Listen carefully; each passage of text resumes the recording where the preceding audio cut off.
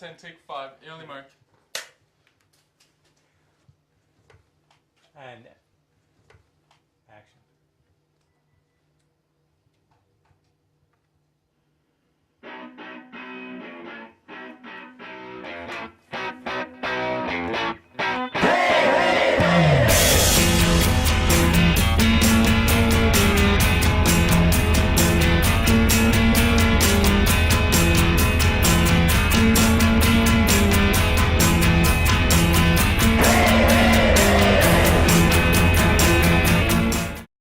What Goes Up is about a newspaper writer played by Steve Coogan in New York City who's challenged when it comes to telling the truth. He just had written an article about this woman in New York, a local hero, that he had fallen in love with.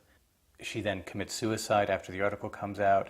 He doesn't tell anybody and actually goes on and writes about her as if she were still alive, which completely shatters journalistic ethics. And he's sent to cover the hometown hoopla for local hero up in New Hampshire, Kristen McCullough. This takes place in 1986, just a few days before the Challenger shuttle disaster happens. And the experience of being surrounded by this, world of confetti and hip hip hooray and red, white, and blue completely leaves him cold.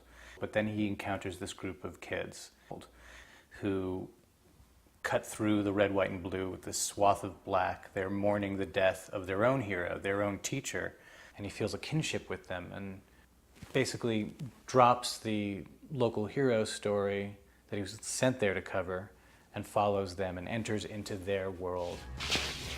I once said his name 3 times, and it started to rain. I swear to God. Can you put that in your story? Of course I can. We saw his face in a cloud. He was smiling. Perfect.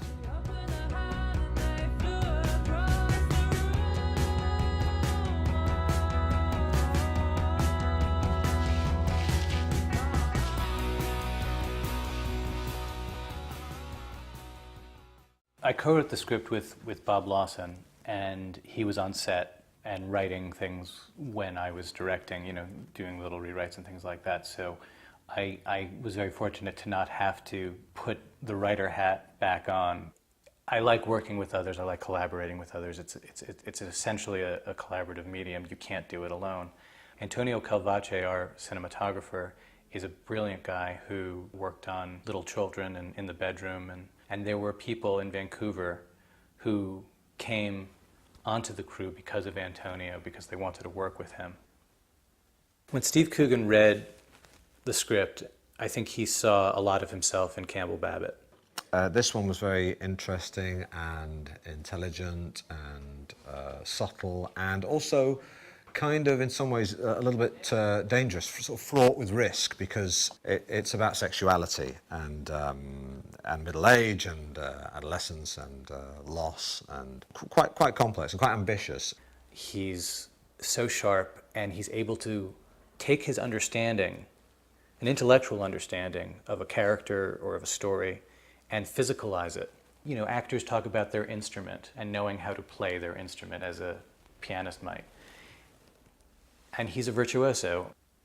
Lucy is kind of the queen of this group. She's beautiful, and she's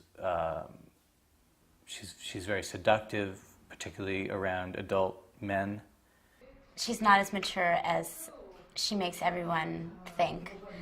That game to her is romantic, of making everyone think that she's kind of this person, and she is in a way, but she isn't. And I kind of feel like that with my life sometimes. She's so quick to judge the moment at hand for her character.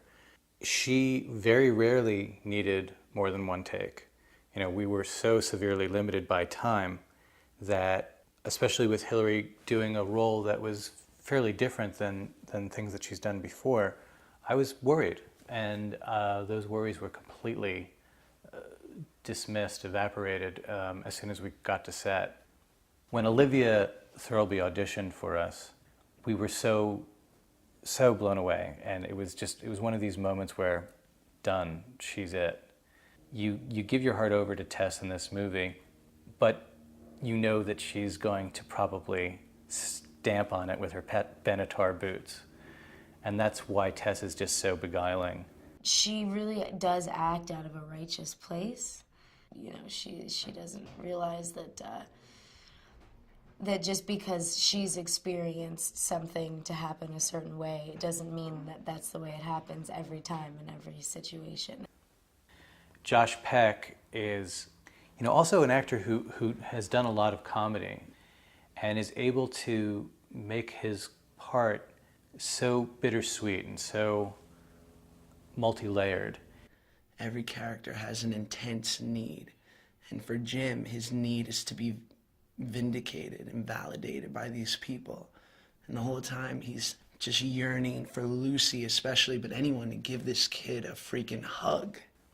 Well, Molly Shannon is Penelope, who's a school marm, music teacher, the butt of a lot of the jokes in the movie.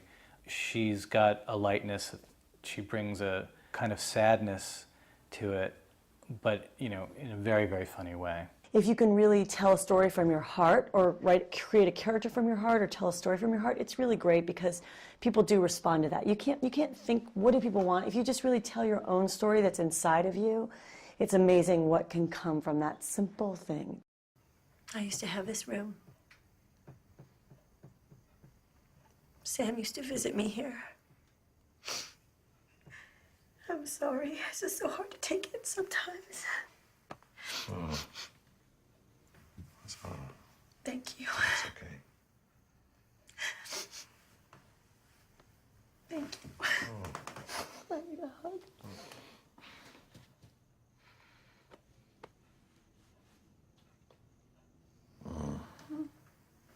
Oh dear.